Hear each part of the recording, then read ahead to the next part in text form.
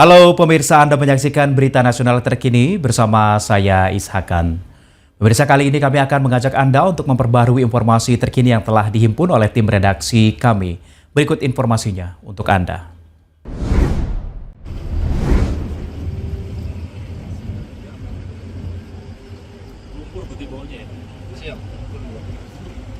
Menteri Pertahanan Republik Indonesia Syafri Samsudin melakukan peninjauan udara dan peninjauan medan di sepanjang Sungai Tamiang, Aceh, hingga batas muara di laut guna memperoleh gambaran teknis, kondisi sedimentasi, alur sungai, serta menentukan jenis alat berat dan mekanisme pekerjaan yang paling telat untuk diterapkan di lapangan. Peninjauan ini menjadi dasar utama dalam perencanaan teknis operasi Satgas Kuala. Usai peninjauan, Menhan bersama Wakil Panglima TNI melaksanakan rapat evaluasi dengan menyepakati pergeseran kapal dan peralatan akan dilaksanakan secara bertahap hingga minggu kedua pada Januari 2026. Untuk mendukung kelancaran operasi, berbagai dukungan logistik juga telah disiapkan, mulai dari speedboat hingga hovercraft. Gugus tugas normalisasi juga dilengkapi dengan peralatan penjernih air guna membantu penyediaan air bersih bagi masyarakat di sepanjang bantaran sungai dan kawasan muara. Menteri Pertahanan berharap pembentukan dan pelaksanaan Satgas Kuala diharapkan tidak hanya berfokus pada normalisasi sungai muara, tetapi juga dapat memberikan dampak langsung terhadap pemulihan dan penguatan ekonomi rakyat, khususnya bagi warga yang menggantungkan hidupnya pada aktivitas sungai dan kawasan pesisir Muara Tamiang.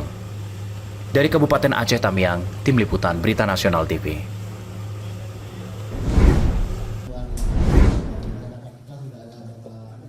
Menteri Hukum Supratman Andi Aktas meminta masyarakat untuk memahami substansi pasal 218 Kitab Undang-Undang Hukum Pidana secara jernih.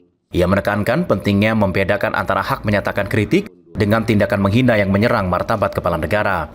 Supratman mencontohkan Kementerian Hukum pun menerima kritik yang dilancarkan terkait kebijakan, royalti, dan segera melakukan perbaikan sistem agar dipercaya masyarakat. Penghinaan terhadap presiden ya. Saya rasa tadi udah sangat clear ya kita jelaskan bahwa yang pertama ini bukan pasal yang baru ya. Kemudian yang kedua harus dibedakan antara mana yang kritik, mana yang penghinaan.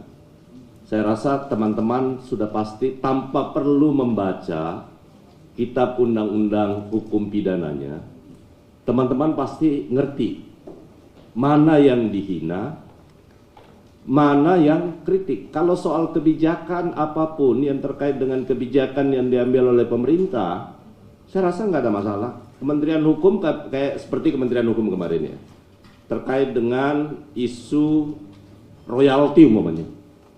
Kami nggak ada masalah kan dikritik oleh publik, tapi kami buktikan, kami jawab bahwa kami lakukan pembenahan bagaimana kemudian sistem royalti itu bisa dipercaya oleh lembaga LMKN, itu bisa lebih dipercaya dan lebih transparan.